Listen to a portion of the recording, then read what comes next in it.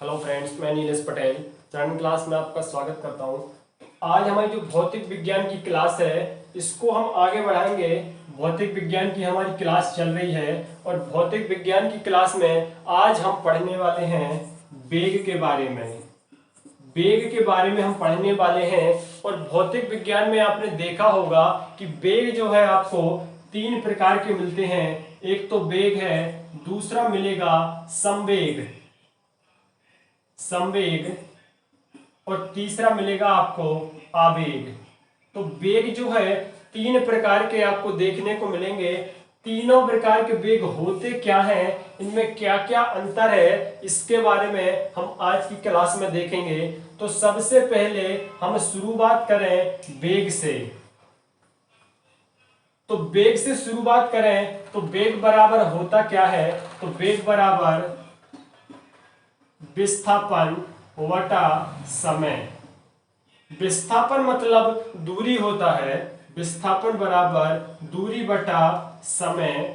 और दूरी को हम किससे मापते हैं, तो दूरी को हम मापते हैं मीटर और समय को हम मापते हैं सेकंड। मतलब वेग बराबर हम बोल सकते हैं मीटर बटा सेकंड। ये तो इसका फार्मूला है, लेकिन वेग को जाने हम कि वेग होता क्या है। तो वेग की यदि हम बात करें तो वेग जो है प्रति मिनट है, प्रति घंटा या प्रति सेकंड हुए विस्थापन को हम वेग कहते हैं। क्या होता है, प्रति मिनट, प्रति सेकंड, प्रति घंटा, ठीक है, प्रति घंटा हुए विस्थापन को, किसको, विस्थापन को हम वेग कहते हैं। अब एक बार हम मैथ से जाने, अर्थात उदाहरण के अनुसार देखें।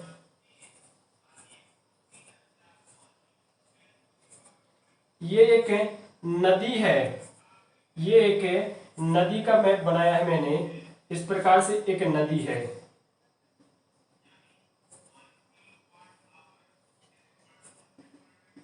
तो एक व्यक्ति है जो यहां से तैरना चालू करता है, यहां से तैरना चालू करता है और इस मार्ग से जाता है। तो इस मार्ग से जाता है तो यहां पर उसे 20 मीटर की दूरी तय करना पड़ता है। यहां से यहां जाने पर उसे 20 मीटर की दूरी तय करना पड़ता है, जिसमें उसे 40 सेकंड लगता है, 40 सेकंड लगता है। लेकिन यहां से वह जाता है उसका दोस्त, तो यहां से उसे 10 मीटर की दूरी तय करना पड़ता है और समय लगता है उसे 20 सेकंड। तो यहां से वह जाता है तो उसे 20 सेकंड लगते हैं और यहां से जाता है तो उसे 40 सेकंड लगते हैं, क्योंकि यहां पर दूरी दुगनी है, यहां पर आधी है। अब वेग हम बोलते किसको है, तो वेग हम विस्थापन को बोलते हैं। मतलब किसी वस्तु को यहां से उठाकर आप किसी भी रास्ते से ले जाओ और यहां आपने रखा, इन दो बिंदुओं की न्यूनतम दूरी अर्थात कम से कम दूरी को हम वेग कहते हैं। यहां से आपने किसी वस्तु को उठाया और यहां से आप घूम के जाते हो और आपने 10 किलोमीटर की दूरी तय की, 10 किलोमीटर की दूरी तय की, लेकिन आपने यहां पर वस्तु को रखा है जो प्रारंभिक बिंदु से 5 किलोमीटर दूर है। तो विस्थापन होगा आपका 5 किलोमीटर। मतलब दो बिंदुओं के बीच की न्यूनतम दूरी को हम विस्थापन कहते हैं। इसी प्रकार से वेग भी जो है, वेग क्या है, एक प्रकार का विस्थापन है। यहां से कोई व्यक्ति तैरना चालू करता है, उसे यहां से जाने में 40 सेकंड लगे 20 मीटर दूरी तय करने में, लेकिन यहां से वह जाता है तो 10 मीटर की दूरी तय करना पड़ेगा और 20 सेकंड लगता है। तो अब हम इसका वेग निकालें, तो वेग निकालेंगे न्यूनतम दूरी से। न्यूनतम दूरी हमारी कितनी है, 10 मीटर, और समय दिया है हमें 20 सेकंड। तो वेग बराबर होता क्या है, मीटर बटा सेकंड। तो मीटर है हमारे पास 10 और समय दिया है हमारे पास 20 सेकेंड। 20 सेकेंड दिया है, तो इससे हम इसे कैंसिल करेंगे तो यहां पर आएगा आपका 0.5। ठीक है, तो ये क्या है आपका वेग है। तो वेग क्या होता है, दो निश्चित बिंदुओं के बीच की दूरी को हम विस्थापन कहते हैं, विस्थापन कहते हैं। और वेग को हम क्या, वेग जो है, वेग को ही हम विस्थापन कहते हैं।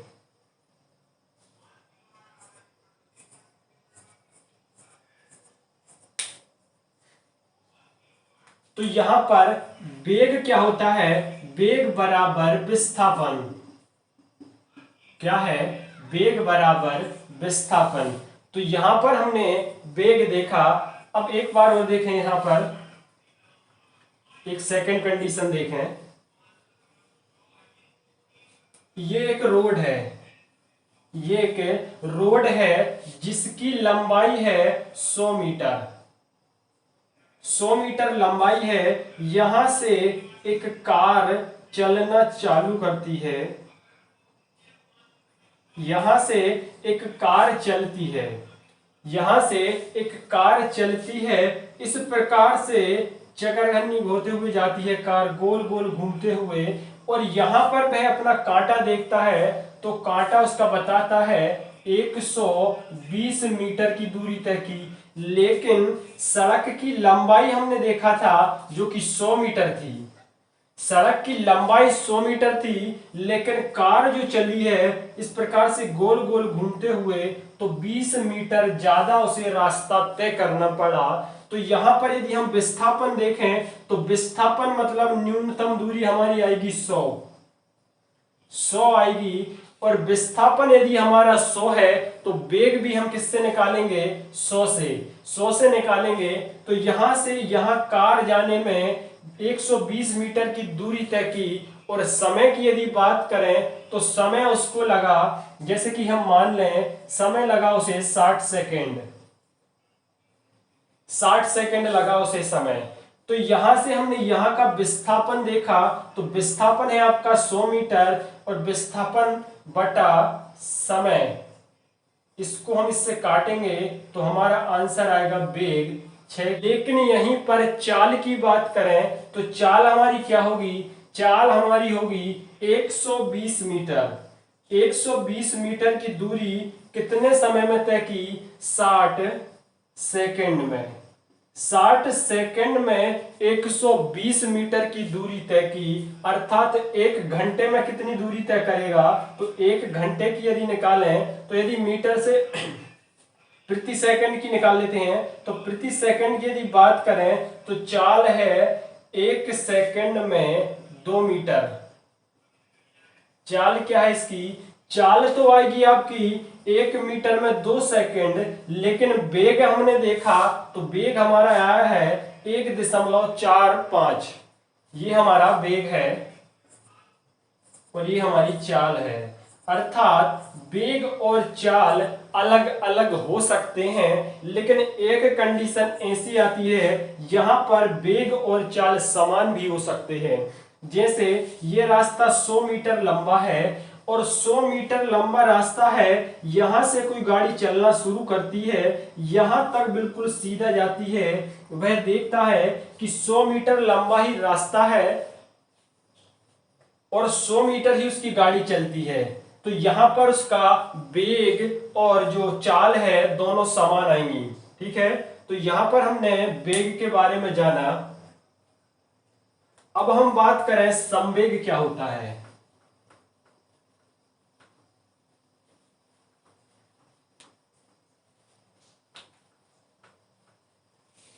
तो संवेग की बात करें तो संवेग होता क्या है, अभी हमने देखा था वेग। अब वेग में यदि हम द्रव्यमान की बात करें तो द्रव्यमान सहित वेग को हम संवेग कहते हैं।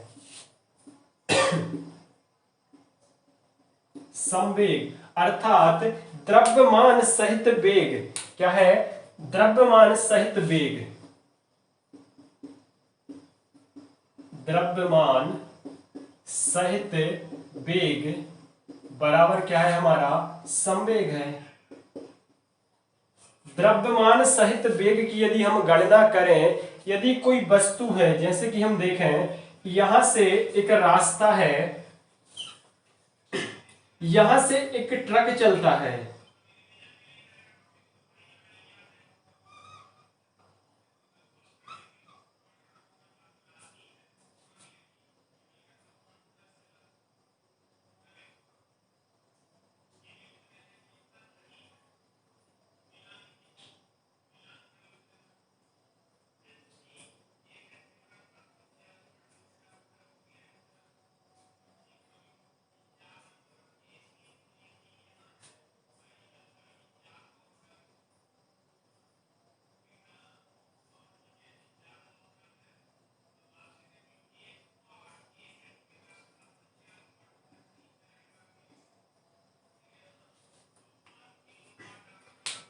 अब हम संवेग की बात करें तो संवेग बराबर होता है द्रव्यमान सहित वेग। तो हम एक एग्जांपल के थ्रू देखें तो यह एक ट्रक है, यह एक ट्रक है और यहां पर एक जो है कार ली है हमने।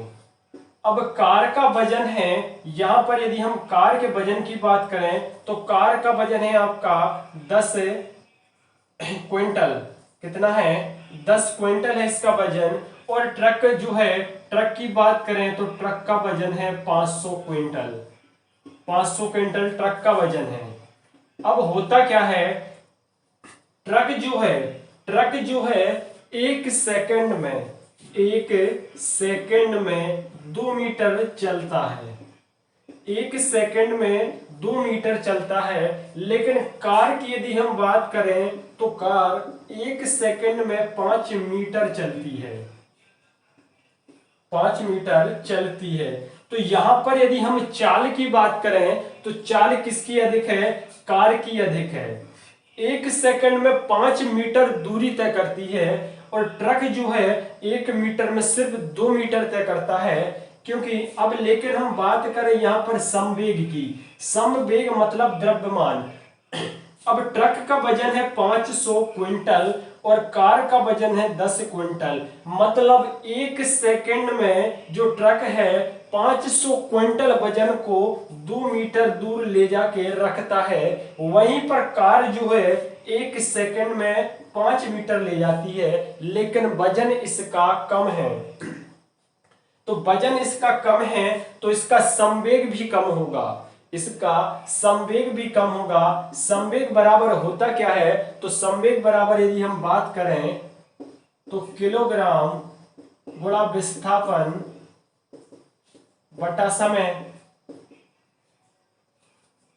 तो किलोग्राम की यदि हम बात करें तो हमारे पास 500 क्विंटल है। 500 क्विंटल है, पहले ट्रक को देखें, इंटू 100 का कर देंगे। विस्थापन हुआ है हमारा 2 मीटर, 2 मीटर और समय लगा है 1 सेकेंड। तो यहां पर हमने इसको देखा, ये हमारा आ गया कितना? 1 लाख। ट्रक का आ गया हमारा विस्थापन, यहां पर हमने देखा संवेग, संवेग हमारा ट्रक का आया है 1 लाख। लेकिन यहीं पर कार की बात करें तो कार का वजन है 10 क्विंटल अर्थात 1000 किलो। 5 सेकंड से लगते हैं,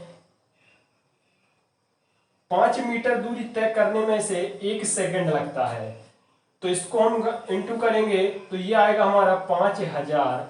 मतलब कार का जो संवेग है 5000 है और ट्रक का हमने संवेग देखा तो ट्रक का संवेग 1 लाख है। अर्थात संवेग किसका अधिक है? जिसका द्रव्यमान अधिक है उसका संवेग अधिक है। मतलब समय तो कम लग रहा है लेकिन द्रव्यमान अर्थात वस्तु पदार्थ को, ज्यादा पदार्थ को विस्थापित कर रहा है। तो यहां पर हमने संवेग के बारे में जाना। संवेग बराबर यदि शॉर्ट में कहें तो द्रव्यमान सहित वेग की गणना को संवेग कहते हैं।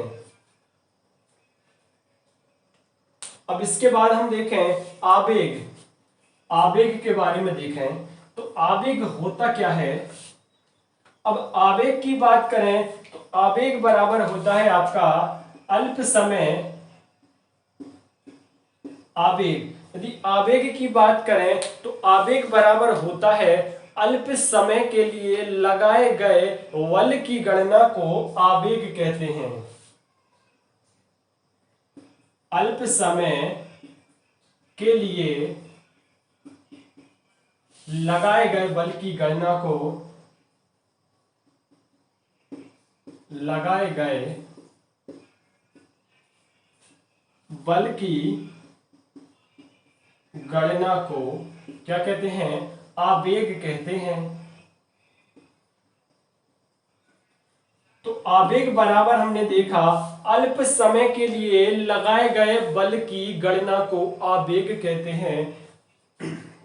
मतलब कुछ पल कुछ समय में जो हमने बल लगाया उसे हम आवेग कहते हैं। तो आवेग जैसे उदाहरण देखें कि आवेग में आकर जैसे कोई दो व्यक्ति खड़े हैं आमने सामने, और एक व्यक्ति एक के सटाक से चांटा मार के खड़ा हो जाए, मतलब उसने जो सटाक से चांटा मारा उसने जो चांटा मारा अल्प समय में उसने जो चांटा मारा, यदि उसके बल की हम गणना करें तो उसे हम आवेग कहते हैं। क्या कहते हैं? आवेग बराबर अल्प समय के लिए लगाए गए बल की गणना को आवेग कहते हैं। लेकिन आवेग का हम फार्मूला देखें, सूत्र देखें, तो आवेग होता क्या है यहाँ पर? तो यहाँ पर हम बात करें आवेग को T से दर्शाते हैं, और आवेग बराबर होता है आपका बल इंटू समय, अर्थात T बराबर फोर्स इंटू, ये इसका फार्मूला है आवेग का। यहां पर हमने आवेग के बारे में जाना। अब हम इसके बाद बात करेंगे गति के बारे में। अब हम गति के बारे में जानेंगे कि गति होती क्या है तथा गति कितने प्रकार की होती है, किस किस प्रकार से गति होती है।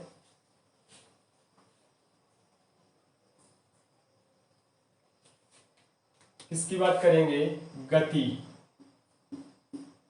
अब गति की यदि बात करें तो गति अर्थात कोई वस्तु है जिसके समय के साथ साथ जिसके स्थान में परिवर्तन होता है।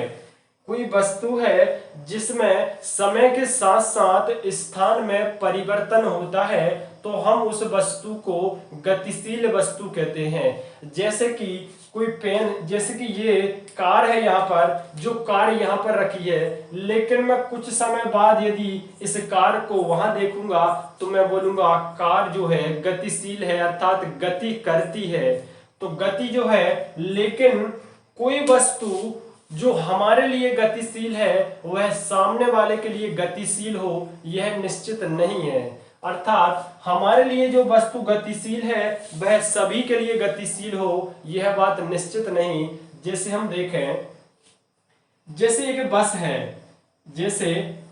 है जिसमें यात्री सफर करते हैं, यात्री सफर कर रहे हैं, और हमने देखा कि बस में एक बच्चा देखता है बाहर, और वह बोलता है पापा से। बच्चा बोलता है कि पापा पेड़ कितनी स्पीड से पीछे जा रहे हैं। मतलब बच्चे को जो है पेड़ पीछे जाते हुए दिखाई दे रहे हैं कि पेड़ कितनी स्पीड से पीछे जा रहे हैं। उस बच्चे के लिए जो पेड़ है वह क्या है? गतिशील दिखाई दे रहा है। लेकिन हम यही बात करें, अब बस के ऊपर कोई सामान रखा है, अब बस के ऊपर कोई सामान रखा है, तो बस के अंदर कोई व्यक्ति बैठा है, उसके लिए जो सामान है वह स्थिर है, वह वही कहेगा कि सामान स्थिर रखा है। लेकिन यदि कोई व्यक्ति बाहर से देखता है, बाहर खड़ा हुआ कोई सदस्य उस बस को देखता है, उसके ऊपर उस सामान को देखता है, तो वह बोलता है क्या? कि यह सामान जा रहा है, मतलब सामान क्या है? गतिशील है। यहाँ पर जो सामान रखा है बस में बैठे हुए व्यक्ति के लिए तो वो गतिशील नहीं है, लेकिन जो व्यक्ति बाहर से देख रहा है वह व्यक्ति बोल रहा है कि यह सामान उसके लिए गतिशील है। जैसे हम बात करें ट्रेन की, एक ट्रेन है, यहाँ पर एक व्यक्ति बैठा है और यहाँ पर एक व्यक्ति बैठा है, आमने सामने दोनों व्यक्ति बैठे हैं एक दूसरे के। तो दोनों व्यक्ति आमने सामने बैठे हैं और दोनों एक दूसरे के लिए स्थिर हैं, दोनों एक दूसरे के लिए स्थिर हैं, एक ही जगह पर बैठे हैं। लेकिन ट्रेन चल रही है और ट्रेन पर जो है बाहर से कोई व्यक्ति देखता है, तो बाहर से जो व्यक्ति देखेगा वो इन दोनों को क्या कहेगा, गतिशील कहेगा। अर्थात दोनों क्या कर रहे हैं, गति कर रहे हैं। तो यहां पर हमने देखा कि कोई व्यक्ति या कोई वस्तु हर इंसान के लिए गतिशील नहीं हो सकती, पोजीशन के अनुसार देखना पड़ेगा।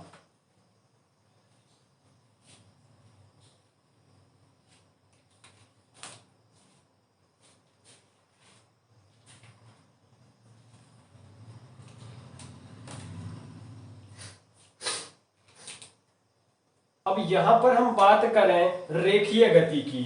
सबसे पहले रेखीय गति की बात करें।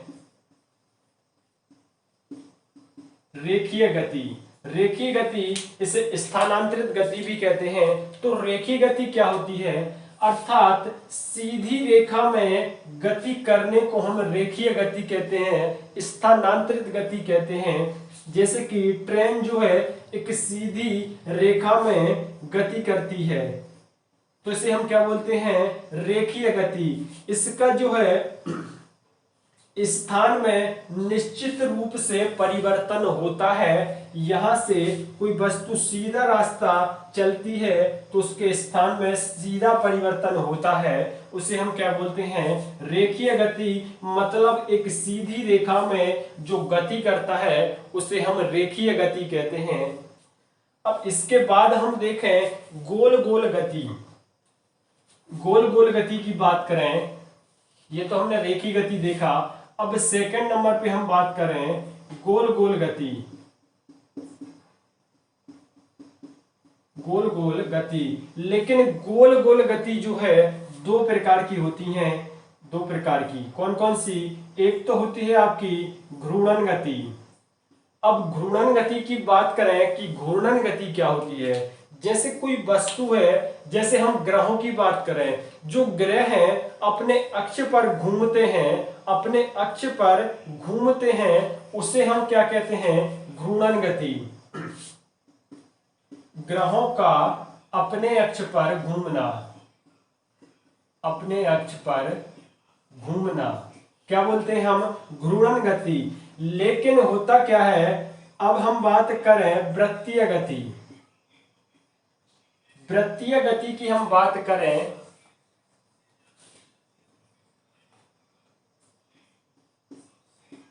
वृत्तीय गति।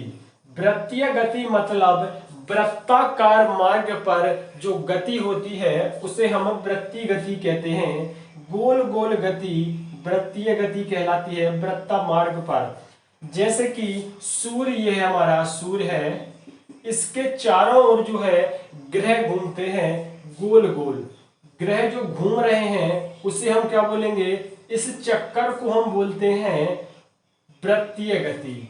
और अक्ष पर जो घूमता है, वृत्त गोल गोल अपने अक्ष पर घूमता है, उसे हम घूर्णन गति कहते हैं। लेकिन सूर्य के चारों ओर जो चक्कर लगाएगा उसे हम वृत्तीय गति कहते हैं। अर्थात वृत्ताकार मार्ग पर गति करने को हम वृत्तीय गति कहते हैं। ठीक है, तो गोल गोल गति दो प्रकार की होती हैं, घूर्णन गति और वृत्ताकार गति। अब हम बात करें कंपन गति की, कि कंपन गति क्या होती है।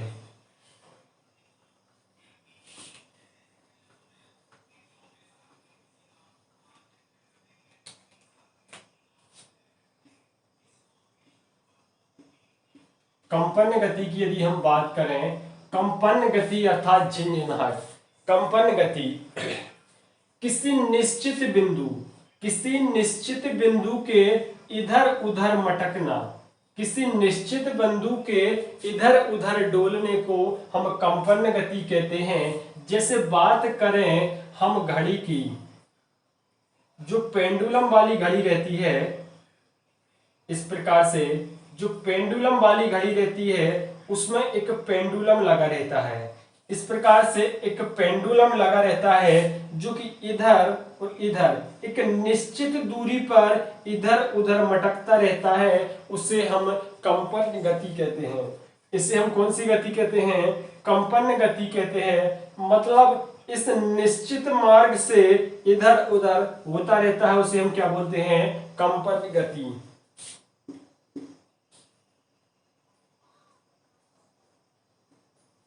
तो पेंडुलम की गति को हम कंपन गति कहते हैं। पेंडुलम की गति की यदि हम बात करें तो पेंडुलम की गति कौन सी होती है? कंपन गति होती है। अर्थात कंपन गति अर्थात इधर उधर होना, एक निश्चित मार्ग के बीच में इधर उधर मटकने को हम क्या बोलते हैं? कंपन गति। अब हम तीन गति और देखें।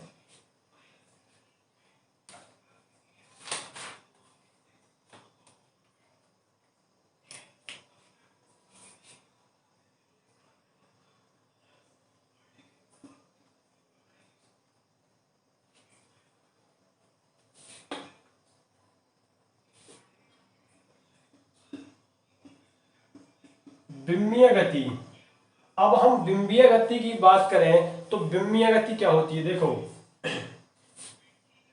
एक सीधी रेखा में, जैसे ट्रेन हमने देखा था, एक सीधी रेखा में जो वस्तु गति करती है उसे हम एक बिंबीय गति कहते हैं। क्या बोलते हैं? एक बिंबीय गति। एक बिंबीय गति अर्थात सीधी रेखा में जो मार्ग को तय करता है उसे हम एक बिंबीय कहते हैं। लेकिन जो इस प्रकार से मार्ग को तय करता है, गोल गोल इस प्रकार से सांप टाइप का, जैसे कि इंसान मानव का जो रास्ता होता है टेढ़ा मेढ़ा, उसे हम द्विबिंबीय गति कहते हैं। ये कौन सी है? द्विबिंबीय।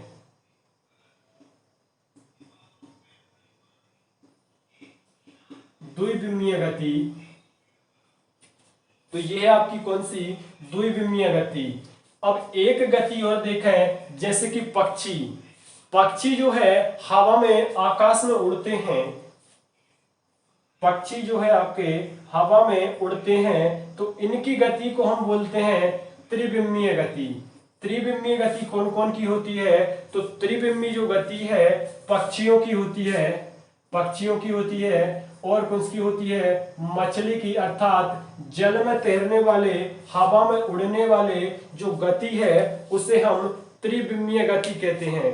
तो इस प्रकार से हमने तीन गति देखा। जो सीधी रेखा में तय करते हैं उसे एक बिंबीय कहते हैं, जो सर्पिलाकार चलते हैं उसे द्विबिंबीय गति कहते हैं, और जो हवा में या जल में जो गति करते हैं उसे हम तीन बिंबीय गति कहते हैं, त्रिबिंबीय। तो इस प्रकार से हमने गति के बारे में देखा।